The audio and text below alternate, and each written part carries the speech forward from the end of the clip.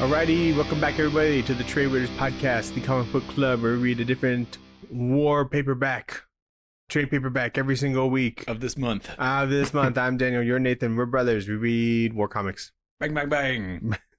That's the name of this trade. Yeah, we got different time codes in our description. We got the book, which is Sheriff of Babylon, Volume 1, bang, bang, bang. Bang, bang, bang. We got back matters in the poll list, but we start with the news.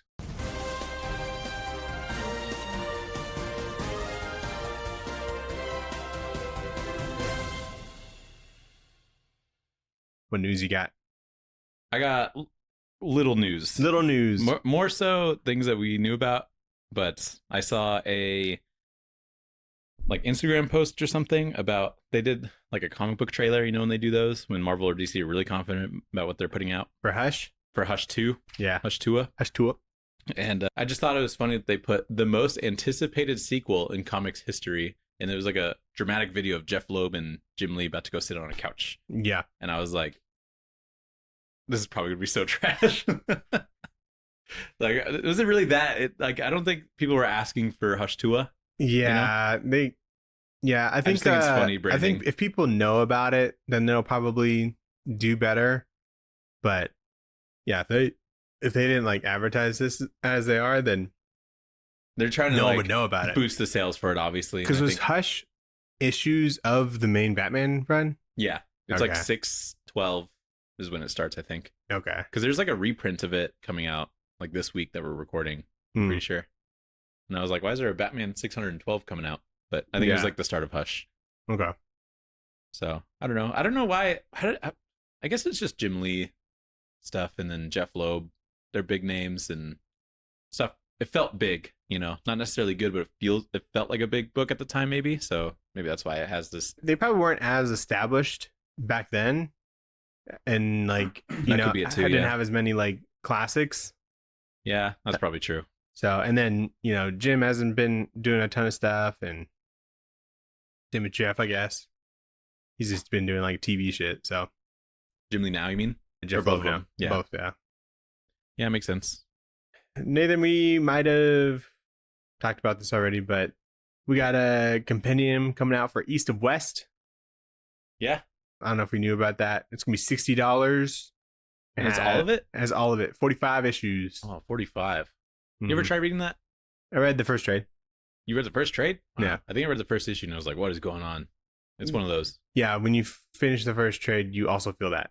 Yeah, okay. So, yeah, that'll be out by the time this comes out. So, damn. Not really news, I guess. We should commit to like just really trying to read it's Jonathan Hickman, right? East West. Like, we should both commit to different stories where they're like kind of a longer format for his and see if we just understand what's going on by the end. Like just gradually, like you do East of West, I would do like Black Monday Murders or something. That's a miniseries. Is it mini or a Manhattan Project maybe? Ooh, because I think that's also him, right? Because I feel like anything I read of his that's not Big Two, there's like such a small chance that I understand fully what's going on. So interesting. Did you know that Nick Dragotta was the artist on East of West? I knew it was somebody good. Who was it on Manhattan Project? I know it's also somebody good there. Yeah, it was Nick Patera. Oh yeah. Yeah. God, he's got some good artists. I think that's like how Nick Patera like became known. Came up. Yeah. Cool. So very cool, very cool. There's going to be a definitive documentary called The Kirby Vision, which is it's going to be like a pretty big documentary on Kirby stuff and like him creating Captain America and stuff like that. Yeah, he's my Smash Bros main. Yeah, Kirby. I'm just kidding. That'd be cool. Kirby's actually kind of known as a bitch pick. Yeah, that's why I said I was just kidding, Nathan. Same with Jigglypuff, depending on the Smash. Okay. Yeah. Anyway. I don't know what I always felt so lost playing that with people that were like into it, you know? Yeah. 'Cause I never knew who to pick, which was like a cool pick. You can't just pick. You know, depending on like the game that you're playing, there's like no cool picks, you know? There's like a definitive Super Smash Bros. Melee, which is one that was on GameCube. Is that the one that are like in tournaments? Yeah, that's like the one that is still more like the more popular one, I would say. Or Okay. like typically when there's like Genesis or like fighting tournaments where they do like a bunch of fighting games, it's like yeah. they do Smash Bros. Melee and then Ultimate because it's new and they're adding stuff to it, you know? Uh-huh. So there's both. Who's your main for Melee? For Melee, Marth. And then for Ultimate, Is that the kid? no, it's like a dude with a sword. I don't know what he's from, like Final Fantasy or something. And then for Ultimate, I was doing Pac-Man for a bit. Really? I didn't know that he's in Yeah. that. I mean, There's a lot of weird characters in that. I know we'd always do like Star Fox, and then no one would like give me shit. Yeah, Star Fox is a safe choice. Yeah, I just like being at a distance, Mm-hmm. you know, shooting. Yeah. So Good games. good. I don't know. I don't like them. There's too much, and I get scared. You have to like really get into it. I followed this really good history account on like TikTok, and he makes like surprisingly like very high quality videos on Super Smash Bros. Melee history and like the history of like tournaments and stuff and people who won them, and you know, because people come from all around the world. No one really like documents that or puts it in a video that I feel like is like interesting, and so I always like ended up just watching the entirety of all of his videos, and then the algorithm got me, so I followed him. Nice. Pretty cool. I'll have to figure out what his account name is, but it's actually interesting. Anyway, what other news you got? Nathan, Death of the Silver Surfer Oh yeah, is a book coming this June 11th. who's killing him? Greg Pak is gonna kill him. God damn it, Greg Peck and Sumit Kumar Yeah, on art. on art. This is a cool cover. Good cover. Yeah, Good cover. I hope the series is good too. it's strange that they kill him right before the movie. Yeah. Do you think that's why they're putting this out now? They want to put like the girl Silver Surfer in there? Maybe. I don't know. Maybe it's just like so they can like reboot him or something. As woman? Well, no, just like in general. Oh, Just okay. start at number 1. That would And be then cool. I mean, they could just do number 1. for newer readers. Yeah, they could. Yeah. But the death ofs No, are always no pretty kills. are always pretty big, I feel like. Did you read like the death of Doctor Strange or whatever that happened? I picked no, I didn't. I Yeah. didn't read the death of Miss Marvel either. Or the death of the Inhumans? I did read that one. That's a Donny Cates one. Oh, is it? Yeah. That sounds cool. That's the early Donny Cates stuff. So I did read that one. Hmm. Death of Wolverine. They got Death of Daredevil, I think. Actually, no, I don't think they do. They're just trying to do Death of Wolverine, which is the best one. Yeah. But they can't. You're right. You know. Didn't they do Wolverine twice? Wasn't there another Death of Wolverine? There's a death of Old Man Logan. Oh, really? I That's think. funny.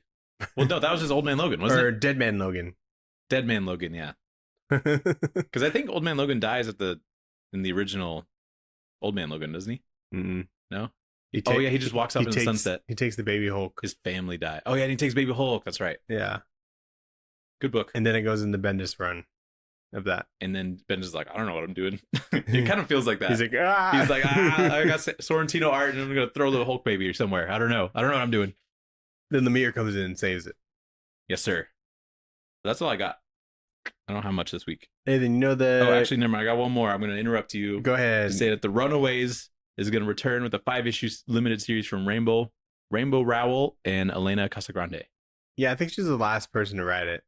Is that who it is? Okay, I know that name. I just don't know where it's from. She also did... And I think it was the last one to do it, yeah. I think she did She-Hulk most recently. That sounds right. And that was a pretty good run. I only read a couple issues, but I didn't read any of it. it's good. Because Hulk's a woman now, Daniel? God, terrible. Yeah. She's been on a couple things. I think she did that book with Christian Ward. Invisible Wait, hold on. Kingdom? Invisible Kingdom, that's what it is. Who wrote that? Your mom, I don't think she did. G. Willow Wilson. G. Willow Wilson. Well, you getting the women mixed up? I mean, there's many women out there in comics. I don't know. I never read it. I think I'm getting the alliteration mixed up. G. Willow Wilson. It's fun to say. Rainbow Rowell. Fun to say. Yeah. What other news you got, Daniel? Hey, you know the toy company Mattel? Yes. They They make Barbie do. and they make Hot Wheels. Well, they're gonna be making DC toys, Nathan, Cool. in 2026.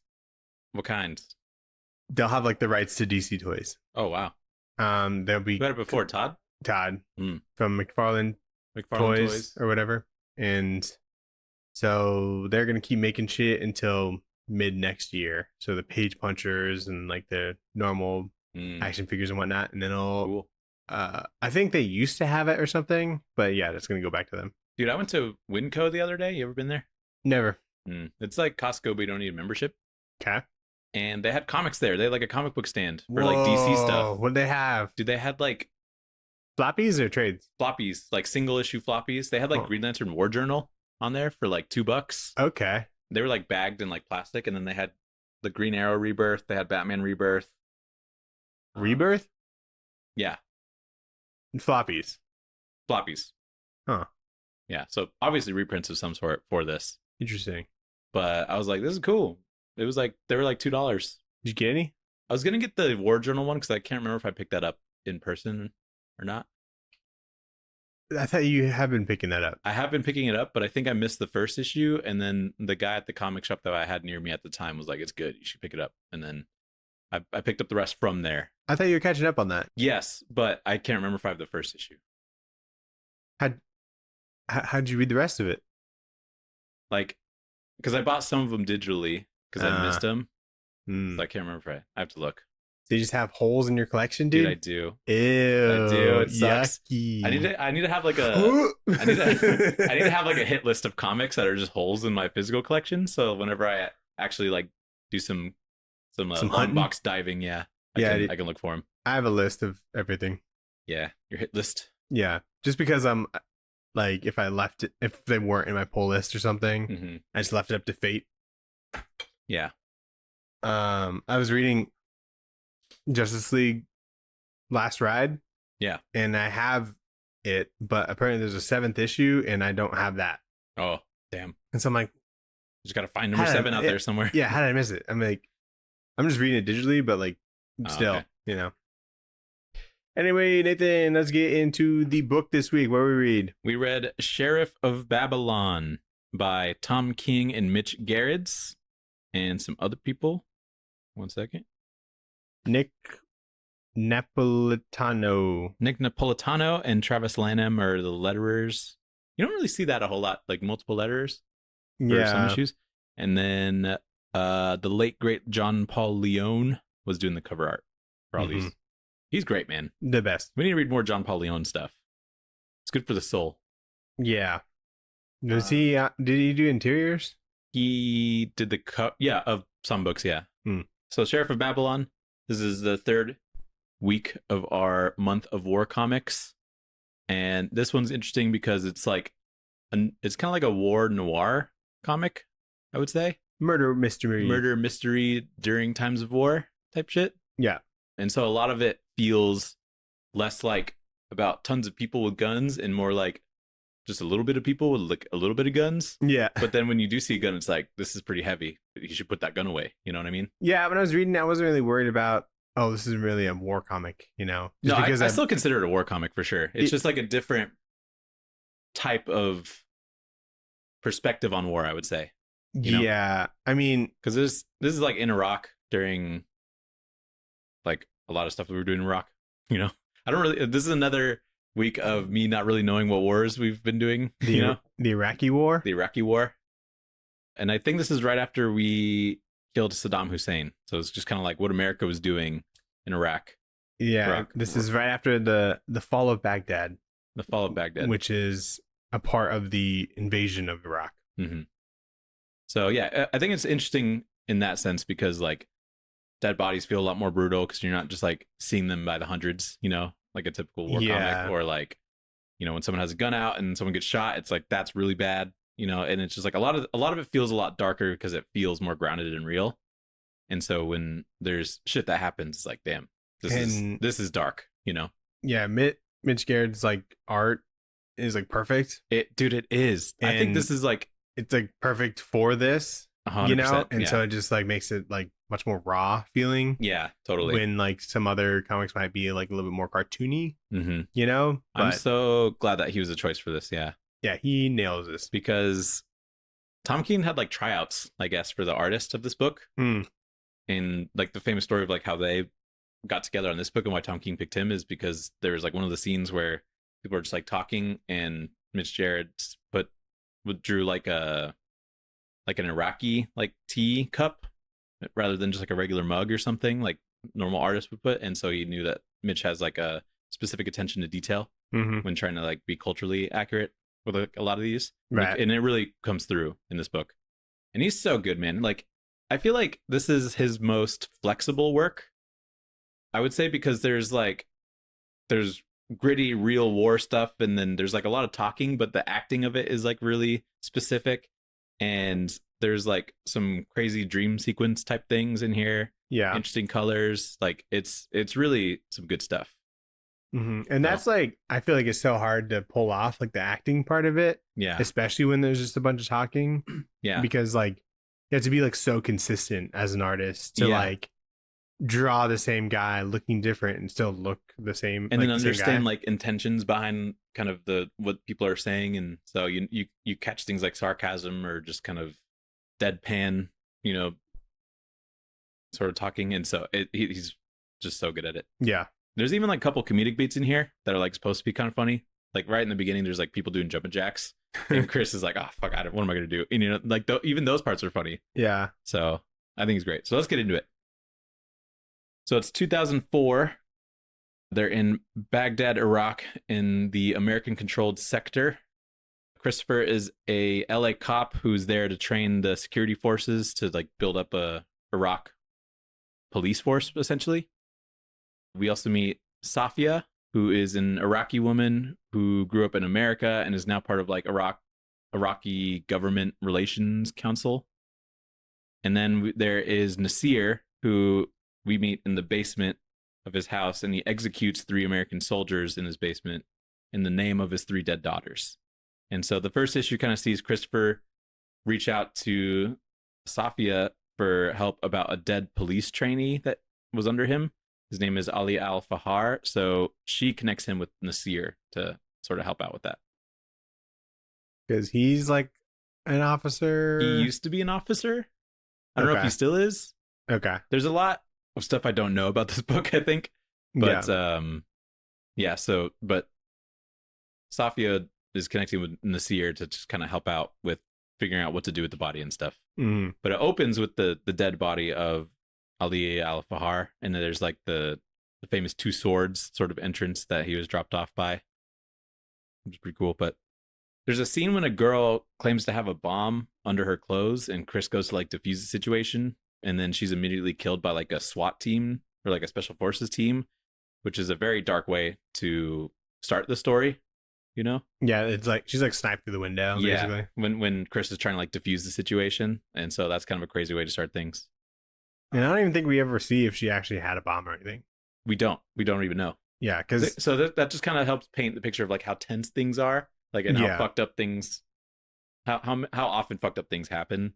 Probably similar to that. And so and most of the Americans not really caring for like the individual life, and they just kind of overreact to a lot of things, which is it's an important perspective to have, I think. And the title of the trade is Bang Bang Bang, and we see like bang in the panels where it's just like the whole panel is just black and it says bang with like a little period. It looks just like Darkseid is. Yeah, it is. But I think it's like the type print. Yeah, the type print, and the bang is supposed to, it makes it feel like this shit happens like a lot because they puts like the period there, It's like it's not putting a period there for some reason makes it feel less or more like nonchalant, I guess. Yeah, it's like as if there was bang, like there's a gunshot. If there's like a transcript of the events, like yeah, pretty this much is what it would look like.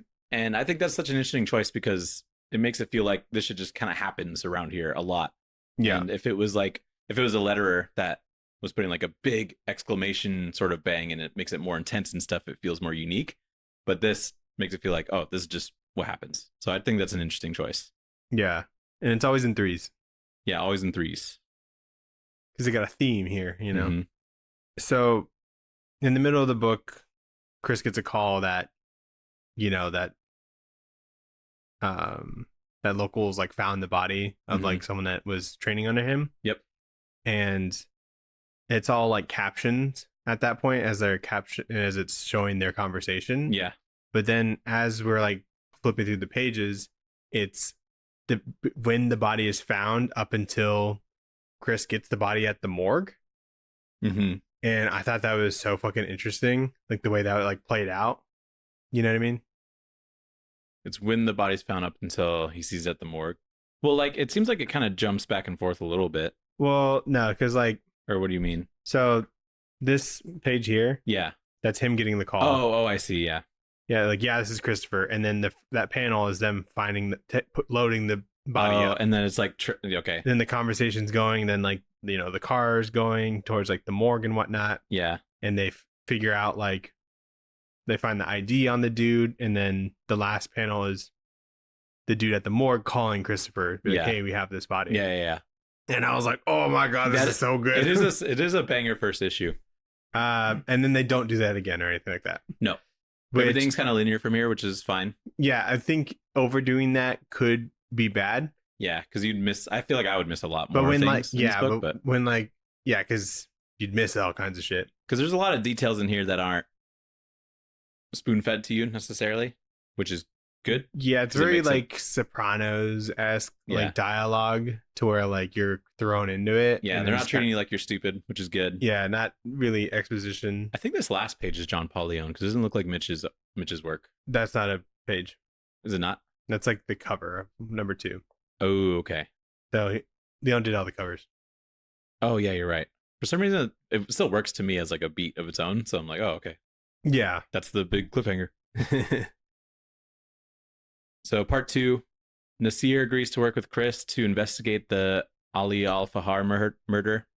And at an Iraqi meeting, Safia talks to some Kurdish leader about the 3 dead American soldiers, which we know that Safia delivered specifically to Nassir.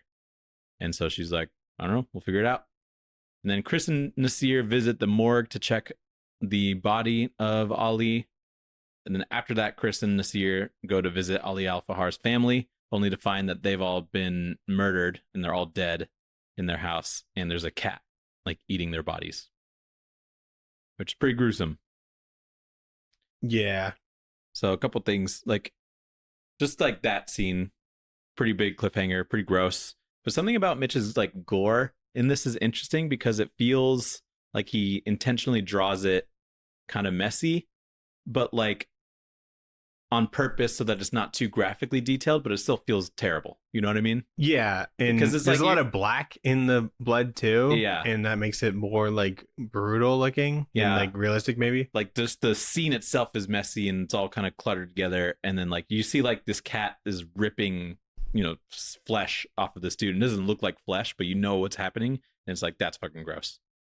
And I think that's just so interesting because it still delivers on this big like disturbing moment, but in like his way, which I think works really well. Yeah, that scene was tense because Chris is standing outside waiting for Nassir to go in, but then Chris just hears like bangs from the outside, so he thinks like Nassir's getting shot. Yeah, but Nassir's like shooting at where he think the cat is. Yeah, just nonchalantly. Yeah, just pretty much like, oh, there's a cat in here. They haven't even like searched the house. He's just opening fire. Yeah, he doesn't care about because he's on the second floor, I think. So there could be someone below that he's potentially shooting. Yeah, there's a lot of little beats in this that kind of just show how Americans are like treated like in the area, because they go to like a restaurant and Chris is carrying, but they just let him go through like the metal detector and like don't, and it's like, whatever, check him or whatever. Yeah, because they know he's like military.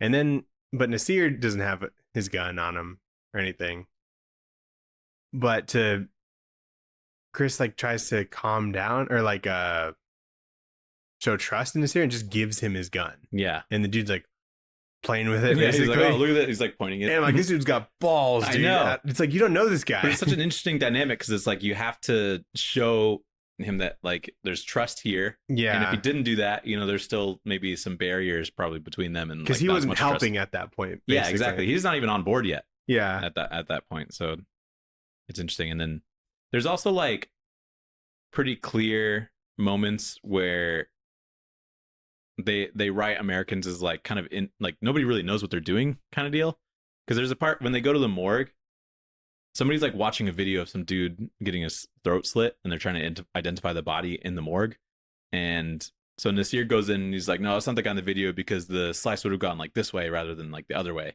and the mortician's like, Yeah, that's a good point. I missed that. And then when they leave, Nasir's like, I don't fucking know what I'm talking about, you know? But like the fact that the mortician agreed shows that like all the Americans are kind of underqualified and they don't really know what they're doing. Yeah. And also Nafir is like used to fucking around with them, which I think is kind of an interesting just character development piece as well. Yeah. He's just a guy that plays it cool and he knows what's going on kind of deal. Mm-hmm. So very interesting. And then, okay, so then issue 3, Safia and Chris hook up. They're like a thing. Yep. And Chris's living quarters, is that what you call them? Probably. I don't really know. Whatever. Some men show up to Nassir's house knowing that he's kind of been investigating Ali Al-Fahar's death. And they kind of threaten him very vaguely. And so Nassir allows himself to be taken. Safia is like on the phone with some government people and her car gets hit with an RPG, which is crazy. And then Nassir gets tied down and questioned by some leader who wants to use Nassir to recruit men to fight against Americans. And he reveals that Ali Al-Fahar died because he did not work for God. He was like a traitor that worked for Americans, I guess. Mm-hmm. And so we get some background on this guy that they're investigating. So Safia, she like goes to Chris's place. Yeah. And like waits for him to get home. And then Chris is drunk, he goes home. Chris shows up drunk. He's And, like, oh. and then she's just there. Your lady's there. Yeah. And like, what a lucky guy. Chris, you waiting know. for him. That's crazy. One of the like, here's one of the funny things about this. The way that Mitch draws drunk people is like so cartoonish. He like draws like the little white circles around their head to show that they're like fuzzy. I didn't notice that. And they're like always leaning. Yeah, he's like leaning. And so like that in itself is funny in like just kind of like a small little way. And I think that he's really good at that because it's just like drawing drunk people and him just showing up and there's a girl there. He's like, oh, look at you, you know? Oh, hello. Yeah, pretty much. So I think that's fun. And then like Mitch in this issue does something interesting, but like his explosions with like the RPG are kind of, they're very geometric and it's just different from how you normally see fire. Because I know he's like a purely like digital artist, but it's not like he wanted it to look this way, and it's kind of clear, you know. And I just think that the way that he does it is so cool. It feels almost like digital camo or something that people would wear on like clothes, but it's he's drawn fire with it. I just thought it was interesting the way that it looks. Yeah, it does look really good. Good cars. Love a good car. He's good at cars. He's good at guns. You know, I feel like drawing guns would be really tough because there's a lot of little details in there, and to stay consistent when you're trying to be realistic would be hard. But yeah. Also, Tom King does like a really great job at building tension when those guys show up at Nassir's house and they're talking to him, and you don't immediately really know what's going on, but then you very slowly understand that he's like being threatened. And yeah, you don't like trust these guys. You don't trust these guys, and they're not inside of your house. But Nassir like invites them in, and they're like, "No, we're gonna stay out here, actually." But you come with us. Yeah, but it's just fun. Like throughout this whole interaction, Nassir realizing that like, oh, I'm not gonna get out of this, and then he puts his gun down on the table, and then he like lets himself get taken. And I'm like, damn, he's got good instincts, I guess. So I think scenes like that are. There's so much nuance in the way that they make this comic that scenes like that are so well done. And if it was anything other than like these two creators, I don't think it would be as effective, you know? Yeah, they definitely have like a tone that they have in their comics that I think only they really have. Yeah. You know, but just how like flow is and how people like interact and stuff. It seems very similar to like Mr. Miracle, you know? Yeah. And so yeah, I like them on stuff. And I feel like these three main characters we have, like Chris, Safia, and Nassir, are very like well-defined personalities as well. Mm-hmm. Yeah, they're all pretty likable. Yeah. And then as Nassir's leaving his house, he tells his wife Fatima that we will return to the morgue for prayers. Mm-hmm. Which comes in later. Something I missed earlier. Yeah. Yeah, this is a really good book to reread, because you read this before, right? No. Oh, you hadn't? Mm-mm. Oh, I read at least this first trade for sure. I think I read the whole thing. I want to get the deluxe of it. It's good. Yeah. But like I could tell that I probably missed a lot of this, or I just straight up forgot it. But there's like parts I'm picking up when reading this from like, oh, that's a big deal kind of shit. Yeah. And it comes up later, or it's definitely like a rereadable kind of book, which is cool. Yeah, no, definitely. So then issue 4, Safia survives her attack, the RPG attack, thanks to an armored car that she was driving in. Yeah, I'm like, she got bazookaed in the fucking face. And she's fine. Like, it was aimed like at her face. Yeah, you know? and she's got a couple bandages on her, but yeah, apparently she has an armored car, which I like that she says it's not lucky, she's just prepared. Yeah. And I'm like, that's some fucking cold-blooded shit to say. Okay, Batman, Yeah. like the fuck? She finds out that she's pregnant from the medic that was helping her, and it's probably Chris's kid, but she'll probably miscarry from the shock of the explosion, which is dark. And then Chris is just kind of out investigating where they found the body, and there's a child street vendor kid who's like trying to sell Chris stuff, and he puts his hands into his bag a little bit too quickly and freaks out Chris, and he almost shoots the kid because he thinks he's pulling out a gun. Nassir is getting escorted to the mosque by just two men, the guys that took him, and Nassir's wife Fatima shoots the men with a shotgun and then just runs off with Nassir to go hide at Chris's place. Safia shows up later, and they all kind of talking together for the first time, and she agrees to help take out Abu Rahim, who's the man that took Nassir. So they know what this guy's name is. Fatima is kind of a badass in this issue. She's pretty fucking cool. Yeah, I was like, whoa, fuck. Yeah, it's like she blows the dude's fucking face off. Because they like walk by her, and she's just kind of like super heavily clothed, and she's kind of posing as just someone on the street, and then she pulls up strapped with a shotgun and shoots these guys' faces off. Yeah. It's crazy. But it's so cool because they like, you don't think that she's capable of that necessarily because we don't know much about her. And so she's a fucking ride or die. She is a ride or die. You need to find someone that'll do this shit for you. Yeah. Like, and that thing that you pointed out, it's like, we're going to be at the morgue later for prayers. Mm. That was probably some sort of code that they know between each other to be like, or she's like, be there, dude. Yeah, pretty much. Yeah. And she's like, oh, let me get my shotgun. Yeah, because he like convinces them to go to the mosque or whatever. Yeah. So that kid that the street vendor kid. Yeah, street vendor kid. For some reason, he's like, I think he's like trying to appeal to Chris, and he's like, "Boo, Saddam and Matt Damon." I'm like, why are you coming at Matt Damon? Yeah, what do you do? I mean, he kind of sucks sometimes to try to sell crypto, but that was later. I'm like, is he that big? Where like, and the thing that the kid was reaching for was just like some porno mags. Yeah, porno mags. Yeah, it shows like how, again, like a lot of fucked up things just happen randomly to where like even Chris, a guy that is pretty empathetic seemingly just throughout the story, is even willing to like defend himself just randomly at any moment in time. Yeah. But yeah, this kid, you can tell he's got some sales experience because when he's trying to sell the porno mag, he's like, naked fuck, very rare fuck, almost gone.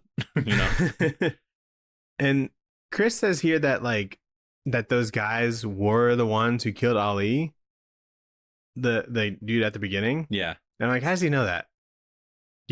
Chris said that. Yeah. They were the guys that killed. I don't know. Yeah, I was like, that seems like quite a jump. Like, yeah. But I don't know. Well, actually, I mean, Abu Rahim, the guy that took Nassir, said that it was his guys that killed him. So maybe they had a little bit of conversation before we jump into that. Okay. And then Chris is talking to Nassir when Safia gets there, and Nassir is saying that Safia's family were like good people, and then Chris is like, "How do you know?" He's like, I killed them. I killed them. Yeah, I was like, why is there no fucking like tension here? And why are you like the go-to guy? So it makes you think that like she doesn't know about that. And I don't remember that at all. Maybe. And it's not resolved in this trade. Yeah. You find out how his kids die, Nassir's. In the second trade? Have you read through this? Yeah, I've read the whole thing. Okay. But man, it was so long ago. Because you have the trades, don't you? I think I have it physically. Yeah, I think I've seen it in your house. Yeah. I mean, are you gonna read the rest of it or? I'll get it. Yeah. So it's like shitty war stuff that happens. Mm-hmm. But I don't remember Nassir killing Safia's people. So I'd be interested to, if you reread it, tell me what happened there. Yeah.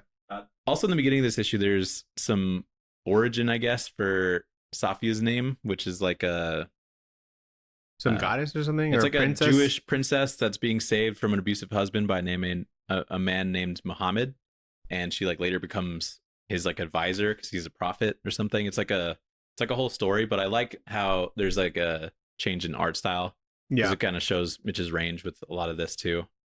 And then it reminds me of the story itself feels very relevant because Safia is like a advisor for kind of both Iraqi and American government. Yeah. And so that's kind of cool too. So there's a lot of thought put into even just her name. It kind of reminded me of like Felipe Andrade art. Yeah. A lot of his stuff. With like the colors especially. But yeah, Mitch is awesome. So it's cool that there's room in here for stuff like that. So issue 5. So this entire issue is basically just a conversation between... A big snoozer. It's kind of like a... What do they call them? Exposition? In TV.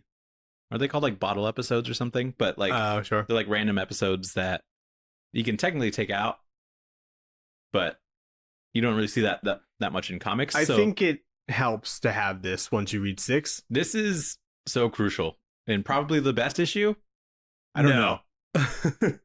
It's like good. It's like a good issue. I'm just impressed. But with like there's more honest conversation in there about just like random things, and application wise, it's like really good.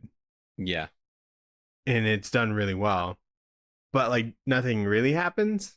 Yeah. You know, but which is why it's so bold, I feel like. Right. But anyway, the entire issue is a conversation between Chris and Fatima. Is that how you say it? Yep. Fatima? Yeah. Okay. Chris gets them both some vodka, and then they go to just some abandoned building. And Chris talks about unknowingly meeting one of the 9/11 hijackers, thinking that he was suspicious at the time, but not stopping him or doing anything. And then he goes off to do 9/11. And then Fatima tells him about like an American embargo that was at the time affecting her because it was preventing her from getting batteries. And so she admits that she feels like some little granule of satisfaction from 9/11 because of how Americans made her life kind of hard. And then Chris is like, I won't tell anybody when you said that. And they share like this kind of interesting moment between the two of them and their two perspectives on the thing that started the war that's now affecting their lives. Yeah. And so Chris shows her then an antique idol from Baghdad that he just found, and then Fatima just kind of throws it aside. And that's pretty much this issue. Yeah, they're just people just in a situation, and then they just have different perspectives. Yeah, totally. Because of just how their countries handled the war. And so that was kind of like eye-opening, you know, and is good. Yeah, because when you hear about the stuff, you hear about it from like 1,000-foot view, and you know how like a history book kind of would relay what's going on. Because obviously, when you're trying to get information about big historical events like 9/11, you don't really see a lot of the personal side of things and how it affects people, or what even people's opinions are of it and whatnot. So there's a lot of kind of uncomfortable 9/11 conversations, and but it shows the importance of showing the humanity or the human side of it and being honest about like how it affects their lives. It's cool. You don't really see that a whole lot, you know what I mean? Yeah. So even though it's just them kind of sitting in this warehouse and drinking, they still manage to make it flow pretty well. Thankfully, it's not like super word heavy, or else I think that'd be a lot harder of a issue to get through. Mm-hmm. But it shows a lot. It makes you really care a lot for Fatima, who at this point we've only seen shotgun somebody. Yeah. So it's pretty cool. And they do a lot of they get drunk. 9-panel grid stuff. Yeah. And which you kind of see throughout the work that they do together. Mm-hmm. Yeah, he's big, really inspired by Watchmen and like a lot of Tom King's work. So Alan Moore. Yeah, Alan Moore in general. Tom King's inspired by Tom King? No, I said Tom King is inspired by Watchmen. Okay. Yeah. So issue 6.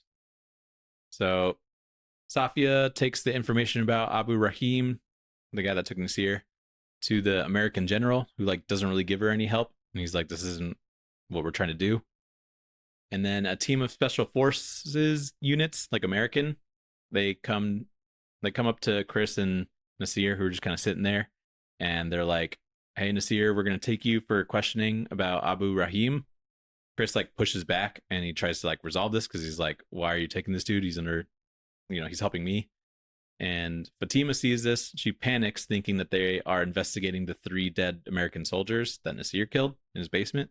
And then things get tense and they escalate. So the special forces team shoot and kill Fatima after mistaking her for having a gun that she was reaching for. And that's pretty much the big climax of this. There's like a little scene at the end that ends with a conversation with Safia and like some Kurdish colleague venting about Iraq and America and stuff. But like that's the big moment that ends this trade. And it's crazy. It's such a gut punch. Yeah. You know what I mean? Which makes the 5th issue more important. Totally, yeah. Because the 5th issue, really that it's intended to really make you care about Fatima because she's just human and, stuff like that. So, we're attached to Fatima, and then just seeing Nassir's reaction to it and like the tears that are coming off. And then honestly, this panel's like a little bit funny to me where it's like after Fatima gets shot and it's Chris. Yeah. But yeah.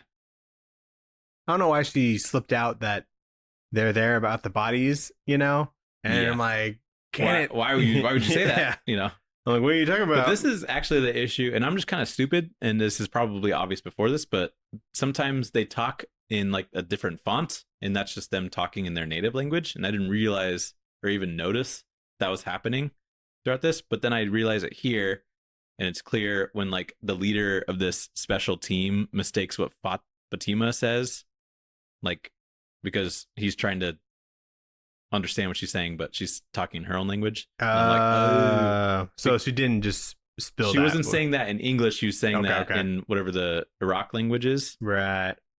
And this guy knows like a little bit, but there's some of it lost in translation. And he's like, "What are they talking about? 3 bodies? Or three of what? What's going on?" Yeah. So it's understandable how this situation sort of escalates, but like the way that it escalates too is really. And there's 3 of them that come walking up. Yeah. So. Oh, yeah, that's probably part of it too. So quite a cliffhanger. Yeah, definitely. Go pick up issue 7, everybody. Yeah. I remember reading and I was like, this is cool. It's just like unlike anything I feel like in comics, especially like war comics, which I haven't read a whole lot of, but the fact that it's like war noir is pretty cool. Yeah. And this is one of like the last Vertigo books too. Yeah, this is the last that I can like remember. Yeah, I can't remember what came out after this, if there even was anything, but I don't think there was very much coming out even. Yeah. And so, but this is, when did that shut down? Like 2017 or something? This book? Vertigo? Oh, it shut down? I think 2018. Yeah, and so this is like a little before that. This is like a 2015, I want to say. Something like that. But yeah, this is like Tom King's first solo work.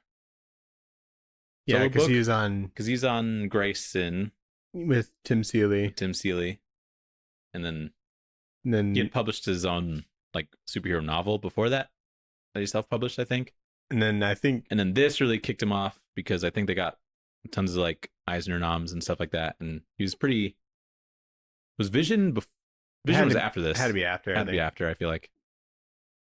So. Very good. So let's get into Back Matter Matters. Back Matter Matters. So this is good back matter. We got some sketchbook character designs for both Chris and Sophia. Oh, this might have been coming out like the same time as Vision. Yeah, they're both 2015. Oh. So yeah, I guess like Sophia is the like story or whatever that she's that's like her given after. Name, but when she was like, but the American version that she tells people is like Sophia. Yeah, she grew up in America, but she wasn't born there. She grew up there, and everybody just started calling her Sophia. So we get character designs. We get some promotional art for the first issue, which says December 2015. So maybe he was on Vision first. Mm. And then we get some Mitch process, which is cool. So he kind of just step by step takes you through what it takes to put something on the page.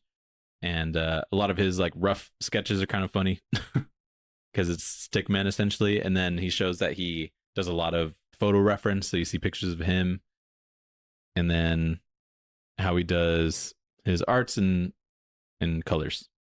And then we get the cover layouts by the late John Paul Leon. And man, he's got some good covers, man. Yeah. He makes it feel like, I don't know. He doesn't seem like they're really like set up to be covers necessarily. They're just kind of like strange moments in time. Good shots. Yeah. Yeah. And good shots.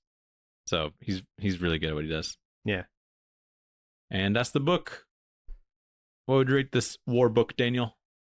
Back in like 5th grade or something, we did like country projects, and my buddy Josh, he had Iraq, and I thought that was funny. Just because like the time, I guess. Yeah. Unfortunate. Yeah, and so, but we all would like bring in foods from those country, and he brought in like fry bread. Ooh. And I guess that's like a big thing there. Mm-hmm. And I remember thinking it was really fucking good. So I give it some fry bread, Nathan.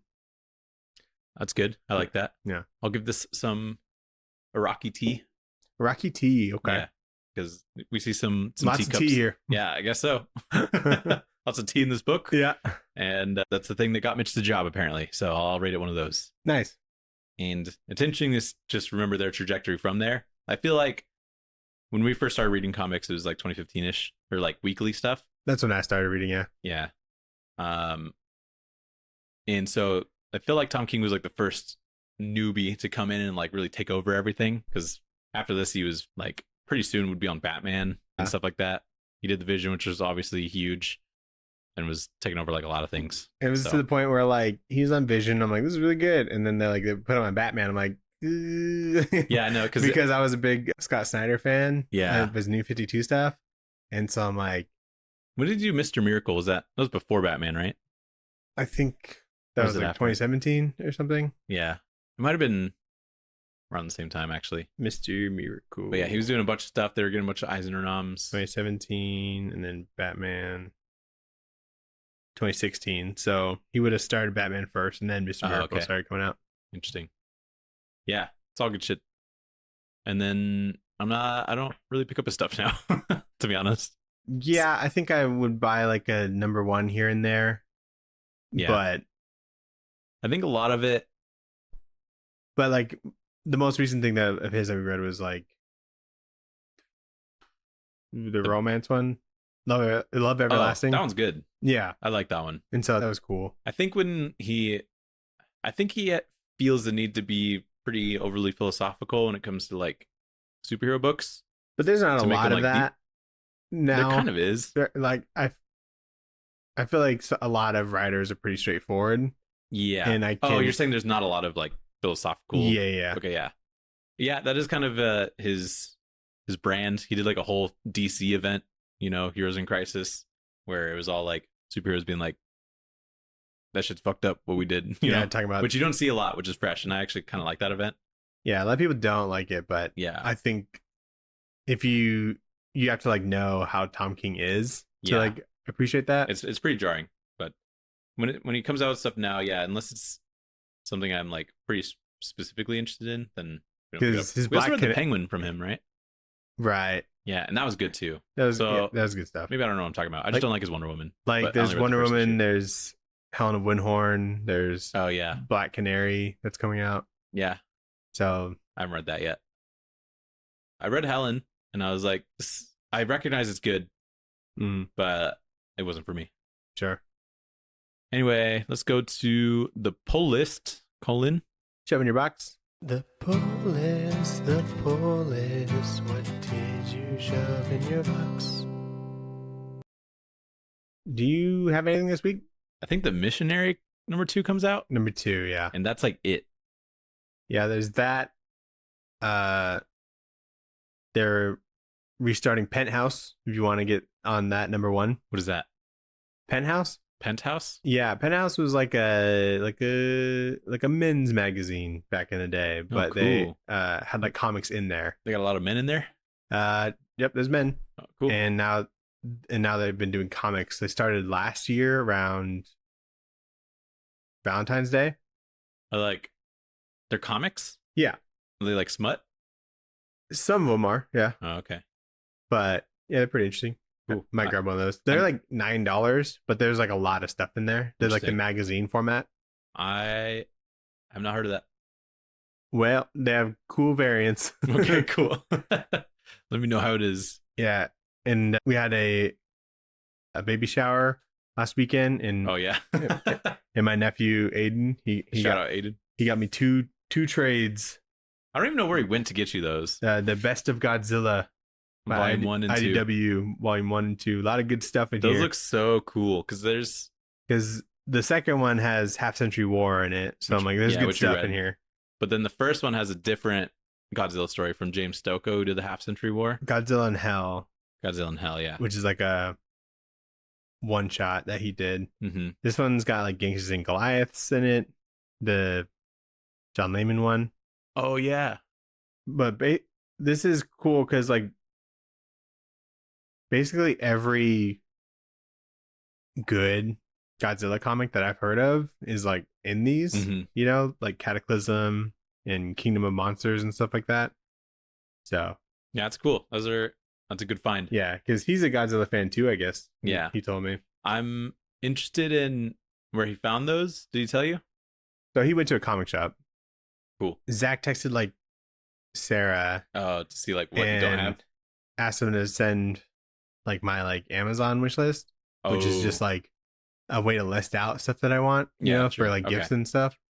But then I was like, just tell him to go to a comic shop and buy something with a number 1 on it. Yeah. You know, like a volume or whatever. And this is what they came back with. So he got it from a local Indiana comic shop. That's awesome. Yeah. Because if you're just going into a comic shop and shooting in the dark, you know, the fact that it was could go wrong. it could go wrong. It could be, or it could be something you've already read. Yeah. And then like what's left is like 5% of like comics, I feel like, you know. I don't know. I feel like the stuff that I read is maybe 10% of what's in a comic shop. Yeah. And then, but I'm like aware of like maybe 50%. Yeah. Okay. That's of fair. Stuff. And so, and I don't have that much on the grand scheme of things, I guess. That's true. That's true. But yeah, it's a good pick. Yeah. Good stuff. I was impressed. Shout out. And jealous. Yeah. What'd you read, Nathan? I read New Gods 2 and 3. Okay. I just read 2. Jesse Lonergan's in the beginning of that. Dude. As soon as I opened it, I was like, what the fuck? Oh. And guess what, Dano? That happened to me again because Jesse Lonergan is in Let This One Be a Devil number 1. Ooh. There's a backup story where there's more Jesse Lonergan, and it had the same fucking experience where I opened it up. I'm like, Jesse fucking Lonergan. I was surprised by him twice. He just showed up randomly in comics. Nice. But New Gods 2 and 3. Amazing. So good. That's such a crazy book. It feels so different from everything else DC's going on right now. It's great. Nice. So I'm really enjoying that. The main artist switches up for a bigger chunk of it in the third one, but it's still some pretty... It's not Evan Cagle on the third one? He is on the third one. But not as much. There's more of it that's like telling a story, like ancient story about how New Gods sort of like started. Who's the artist on that? Not one that we know. You would know, I don't think. And I don't remember his name. Okay. But it wasn't anybody that... Because I looked because it was good. Yeah.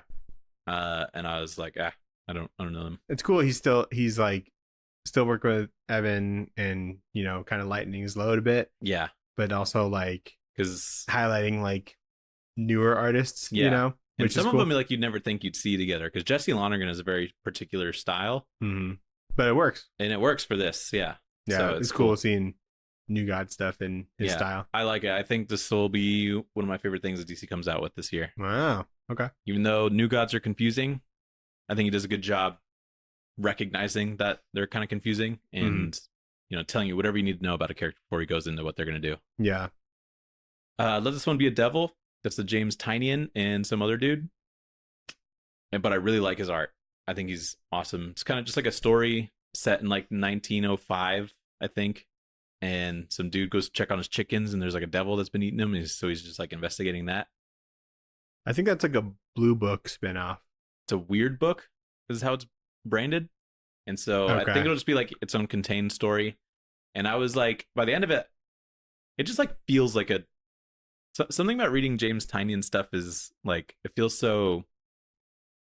It feels like a movie, you know, but still feels like you're watching a movie, but it's made well as a comic, I guess. Okay. I don't know, because like the story itself, you're like, okay, I get what's going on, and I'm with, you know, the main protagonist in it, and it's good. So by the end of it, and devil stuff is kind of hard for me sometimes, but by the end of it, I was like, okay, this is good. I'm gonna like check out what the next one is, and then I opened the page and saw Jesse Lonergan shit, and I was like, I'm definitely picking up the next one, you know. Yeah. So was it Rachel Deering on art? Oh no, that's writer. Rachel Deering was the artist. Piotr Kowalski. Yes. Okay. I think so. He's cool because he kind of feels a little bit like Hester. Nice. But not as like sharp edges. You'll see what I mean if you read it. But yeah, because I think the New Jersey Devil was like a backup story in Blue Book, and so this is just kind of more of that. Yeah, which is like a conspiracy kind of thing. Like I think the weird comics thing is like a part of his Blue Book, like alien stuff. Yeah. So that's cool. Yeah, I like it. I'm gonna pick up the next one, which I wasn't sure if I was going to when I was going into it. So for sure. I read Godzilla Heist #1. I haven't read it. It's different than I thought it was gonna be, but still really fun. And the artist on that is pretty cool too. I don't know his name, but it's not really like a spoiler. But the heister dude has like crazy technology, and I don't know like how he got that. And I kind of figured the story just based off the title is just some dude who's gonna do like a bank heist, and there's happened to be Godzilla running around in the background. But Godzilla's helping him in a way. So he's in on it. He's getting it. Not to not to spoil anything about it, but yeah, kind of. And then like this guy has crazy technology that he uses to like distract Godzilla into doing some certain things. And I'm like, that's just interesting. But I like the direction they've taken it, and there's gonna be more heist, you know, so that's cool. Are you gonna get 2? Yeah, for sure. Nice. I don't know how many it's gonna be. I think it's like 6. Yeah, like a mini. And then I read Zatanna #1 by Jamal Campbell, and I picked it up because I was like really stoked off of the last Zatanna book. Is it just Campbell? Campbell? Campbell? Yeah. Like, do you not say the P? I think it's silent. Campbell? Yeah, you don't say raspberries. You don't? No. Yeah, okay, Campbell. You know, like the chicken noodle soup? Yeah, Campbell's chicken noodle soup. Yeah, so Jamal Campbell is crazy in this. He's the art too, yeah. He's writing and doing the art on it, and I picked it up because I was like, the last Zatanna thing was sick, so maybe I just liked his Zatanna. And I was reading this, and I was like, he can't keep this up, surely, right? Because it's such a bizarrely, interestingly designed first issue. Yeah. Because there's like just crazy shit. She's jumping into paintings to try and help her friends who got kidnapped by a painting. You know, it's shit like that. Classic Zatanna story. Yeah, pretty much. There's a lot of backwards reading, and I was like, okay, because that's how she does magic, right? Oh yeah. And there's like a lot of that in here, and I was like starting to get a little bit sick of it because I was like, okay, I like it when she does magic. But... That's how I feel reading Bizarro dialogue. Because she'll say a whole sentence, and I'm like, okay, let's see. It's just like that's a spell. Yeah. But it was great. Just like visually for sure. The story definitely is too, just because it's wacky shit like that. But I'm gonna pick up the second issue just to see if he keeps up that momentum. It'd be wild if he didn't, to like set it up that way. Well, I think like if you're doing a first issue, you want to go like as all out and crazy as you want, and then maybe like tone it back a little bit. But surely he's heard of the tradewaiters coined term a nacho series. Yeah, surely he doesn't want it to be a nacho series. He's trying to prevent that at all costs. But I'm saying that this first issue is so good visually that like I would be surprised if it wasn't at least a little bit nacho-esque. Yeah. by the end of whatever he's doing. So for sure, it's good. And then I read Avengers versus Aliens #3. Okay, I haven't read that. Okay, dude. I was surprised by what happened. Also, okay. I'm going to say I love Asad Ribic. But when he draws somebody surprised about something, it is so jarringly different from the rest of his art. Like when like Thor is like, yeah, it's there's a moment like that, except twice side by side, and I'm like, dude, what are you doing? And you'll know exactly what I'm talking about because it looks like it could be a meme or something. Okay. And so read it, and then like maybe he just does that for him. You know? He might, which is like that's totally fine too. It's just really funny. Yeah, because the character that does it takes off the mask to be surprised, and it's really funny. What? But the story itself is like so interesting. Yeah, and he takes it to like such crazy lengths, and people are dying that I don't expect to. So it's awesome. Yeah, no one's safe. Yeah, no one. Yeah, it really feels that way. Nice. So that was everything. How many issues was that? Six. I counted 5. New Gods 2 and 3. Let This One Be a Devil. Godzilla Heist. Zatanna. Avengers vs. Aliens. Okay. I had a busy weekend. I was busy on Friday. I was busy on Saturday. I was busy on Sunday. You owe me 10, Nathan. I owe you 10. I could do 10. Okay. I read Justice League Last Ride, number 2, 3, and 4. Cool. So that's chucking along on that. And more Chip stuff I read. I caught up on Public Domain. So 7, 8, 9, and 10. Okay. You're definitely further than where I've been. So how do you feel about it? It's good. I love that book. Cool. I like how Chip writes people, like real people, you know? That's just kind of like an avenue. Because the writing feels a lot like Sex Criminals. Yeah. But I don't know if maybe because it's delivered with Chip art that it feels that way. That could be a big reason why, yeah. But he just does it really well. And yeah, all of the people in Sex Criminals feel pretty interesting in their own right. I don't know. The concept, I'm like, how long could you actually go with this? Because this is kind of like an ongoing thing for him. Yeah. I don't know when like more of it's coming, but it's good. And he's writing it in a way to where like he's not like burning through like situations and like ideas and stuff like that. Cool. And it just flows really well. So that was kind of like an easy book to burn issues to catch up on. Yeah, I'm gonna have to my 7. Pick that one up. Yeah, good stuff. I think the second trade just came out if you don't have them. Cool. So yeah, did you watch anything? What were your 7 issues? Last Ride, and then 2, 3, and 4, and then Public Domain. 7, 8, 9, 10. Okay, got it. Not really. Just kind of continuing to watch things I've been watching. Mm-hmm. So, The Pit, Invincible, and then Common Side Effects. Yeah. You watch anything new? I watched Dallas Buyers Club. Nice. Matthew McConaughey, right? Yeah. And he's got Jared Leto. AIDS. Yeah. Okay, yeah. He won an Oscar, I think. Jared Leto did. Jared Leto did? Mm-hmm. Oh, that sucks. He's really good in it. So okay. No, it doesn't. Fair enough. That his best thing probably. Okay, nice. So yeah, that was Other good. than Joker, obviously. Yeah. Have you? I guess you haven't seen that.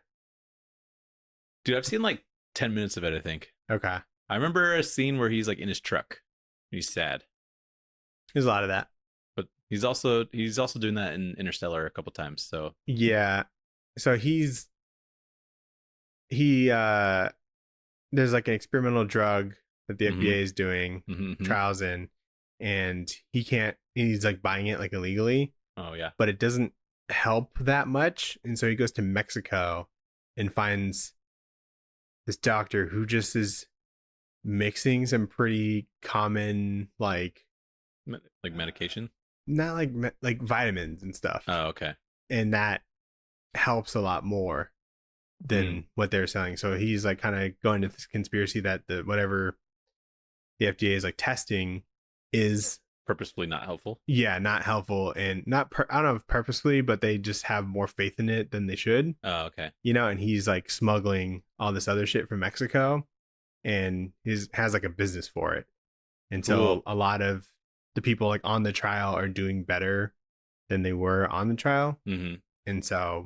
And then he's just kind of like his struggle with like maintaining that, you know, with like the FDA and stuff. That's cool.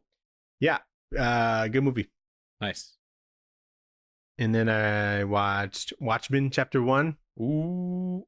Yes, sir. What'd you think? I thought it was a banger, Nathan. I thought it was super good. Banger? Banger. Really? If you like Watchmen, this is a good way to watch it. It is, yeah. Yeah, I agree. I liked it a lot. I like the animation. I like the colors.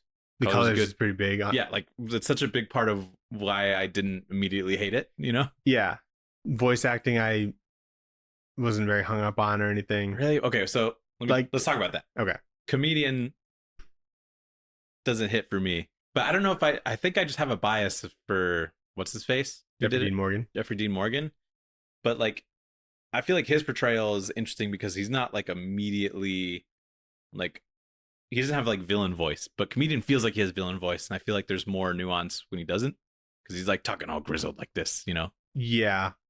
And that just kind of put me off a little bit. I just kind of try and watch it like I would any like DC animated thing where like it's not going to be that consistent with the voice actors. Yeah. So I'm just trying to let them like tell me the story kind of thing. Yeah, for sure. And so, but Dr. Manhattan was pretty much the same as the movie. Yeah. Which I don't know. You can't really do much else that I feel like for that type of character. I was never big on like the movie voice actor, like the Billy Crudup. Where you're just kind of reading something.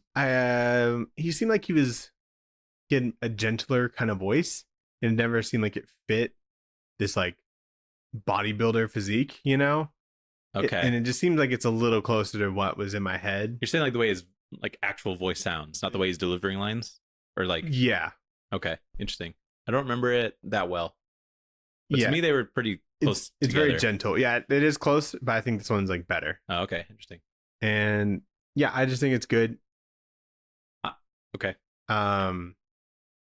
Like if you could have like issues with like the animation or like the voice acting, but like this adaptation is just like what it should be, you know?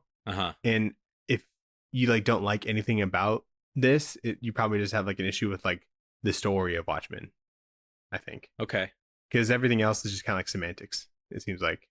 I mean, I liked the animation a lot more than I thought I was going to, and then I liked just the performances more than I thought as well. There's good performances. It could be better if it wasn't this like 3D animation kind of thing. If it was more like a 2D thing, that would be just better. Yeah. You know, they did like the motion comic, but that's like hardly animation. Yeah. So, which is a different version of how this story exists. Yeah. So like if someone came to you and was like, I hear Watchmen's good. What should I do? I think... Do you tell them to read the comic, or do you tell them to watch the animated movie, or do you tell them to watch the Zack Snyder movie? Like, if they have been reading comics, then watch the animated movie. Okay. If they have not been reading comics, watch Zack Snyder's movie. Valid. If you're like a diehard comic guy and can handle like 80s dialogue, then read the book. So which one do you like better? The animation or the movie? I think I will go back to Snyder's movie more. Yeah. I think I'm probably the same way. Yeah, but I do like this. Yeah, I think with the movie, I think with chapter 2, watching that, that'll kind of solidify my opinion more. But I think I need to watch it too. Like if I were to show like Sarah, I'd show her like the live action movie first. Yeah, I agree. But like if DC asked me, I'd be like, do like the 2D animation with like the movie voice cast. Yeah, and you're on the money. Yeah, it'd be like that Scott Pilgrim thing that came out. Takes off. Yeah. So okay, cool. How good was that like Dr. Manhattan piece where he's jumping around?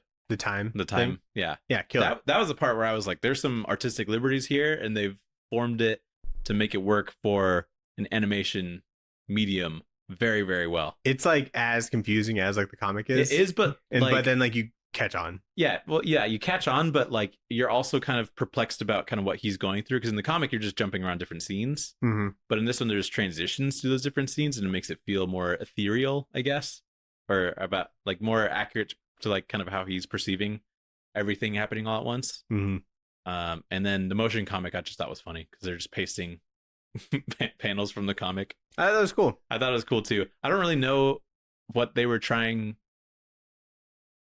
because they're doing what is it called? Curse of the Tales of the Black Freighter. Tales of the Black Freighter. They're putting that shit over other shit that's happening, and I think they're trying to. I think they're letting it play out the same way as the comic, where it's like. I guess it is. They do kind of happen at the same time. Yeah, kind of. Comic. is weaved in. Yeah, I just still don't really get it. There's probably a meaning of it, but I just thought it was interesting seeing them try to tackle it. A couple years ago, there was a version of Watchmen. It's called Watchmen Annotated, and I think someone figure it out. Yeah, or tries to. And I've always wanted to like read that, but it would probably take longer than reading Watchmen. Oh my god, it would take insane.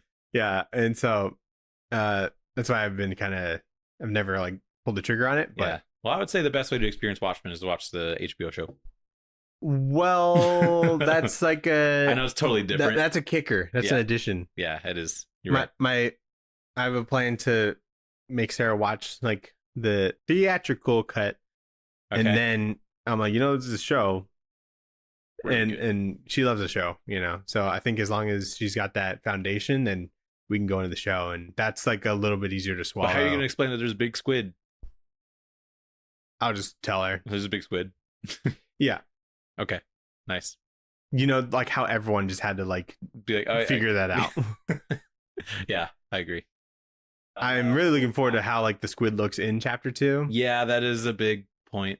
So I'll probably watch that. I can't wait to see his big cat. Remember his big cat? Oh yeah, Ozymandias's. Yeah, what's his cat's name? Like I want to almost say Jim. Socrates, but it's like probably Jim not. or something. No, it was like a philosopher's Isn't it like name. Leffen or Bubastis? Yeah, good name. A female genetically engineered red and black striped lynx. Yeah, it was a lynx. That's pretty cool. Okay, well, I'm glad that you liked it. I'm Is I'm stuck in the movie? Yes. No. I'm gonna look at it. Bubastis movie.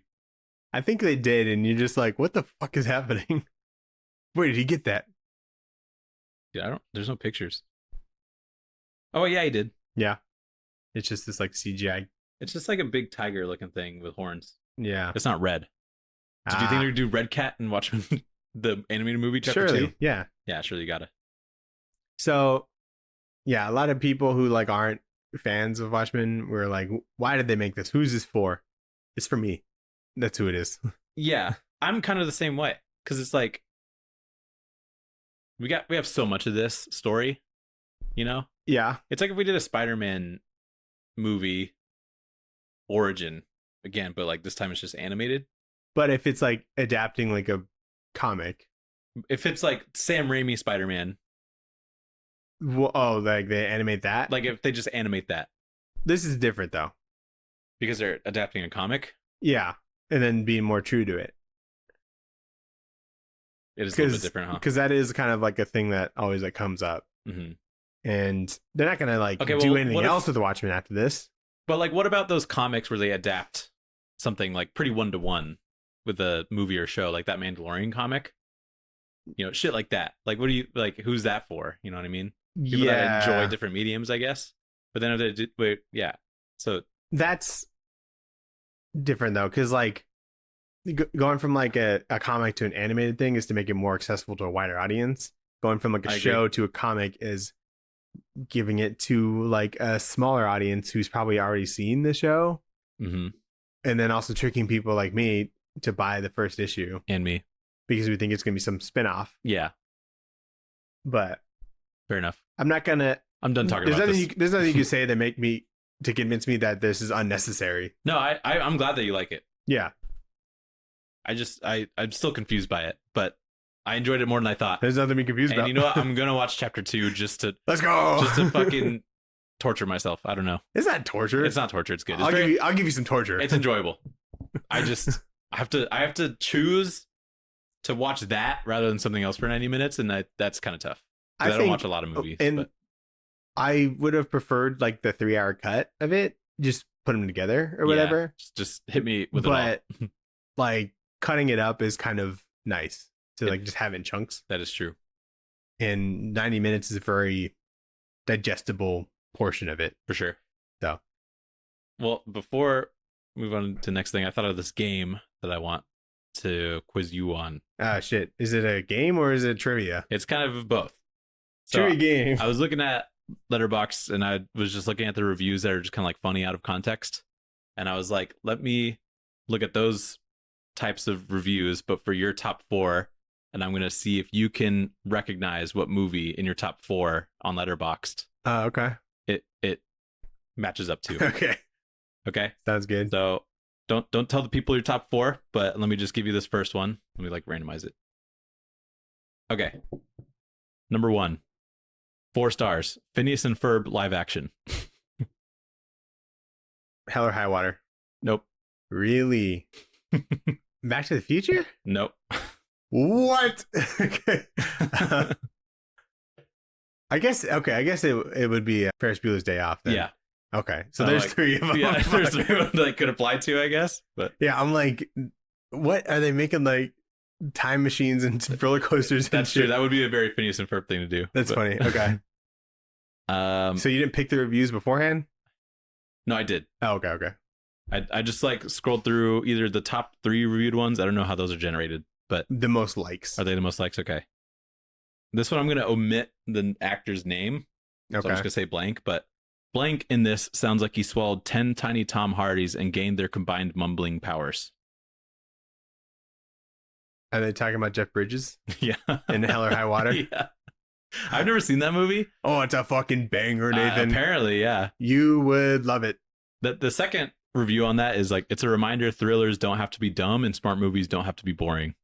That's the second review on this. And I'm like, that's a good review. I'm going to watch this movie now, probably. But I put it in my top 4 with just one watch. Mhm. But like I watched it like way before Letterboxd, Okay. I know on a rewatch I'll enjoy it, but I'm afraid that it won't be in my top 4. that's okay. You can move it out. Yeah, I'll still rewatch it, and Yeah. I've even been thinking about like maybe I should change them all, Maybe. because there are things about all of them where I'm like, Yeah. Okay, here's the next one. So structurally perfect that it may have eventually ruined movies. 4 stars. Which like that's probably Back to the Future then. Yeah, it is. Okay. That's a crazy 4-star review. If it's like, this is the most perfect movie, 4 stars. Like, And it like the after effects is what loses a star. yeah, for real. Okay. And then this is the last one, obviously the toughest. 4 stars for that big glowing Smurf dick and Patrick Wilson's Kim Kardashian ass. Which one is it? Which one is that? That's her Watchmen. Yes, sir. That's funny. Okay, good job. All right. I thought that would be fun. Do you have your top 4 in your letterbox? Yeah. I can do that with you next week. Okay, cool. All right, is that the show? That is the show. What are we reading next week, Daniel? What are we gonna read next week? So. Oh God, we're changing it. Okay. All right. We were gonna do the other side. We were gonna do the other which is side. a book that I wanted to read in general, and thought that was what kicked off War Month. I don't know if it kicked off War Month. But yeah. But the next episode is the same day that Snow White comes out. There's a Snow White live action movie that's coming out. Yeah. And I thought it might be a good opportunity to read Fables, because Snow White is a character in that. And then we just delay the other side like a week. There's no war in that book. We don't know. That's true. We can still like finish War Month with the other side after. Interesting. Or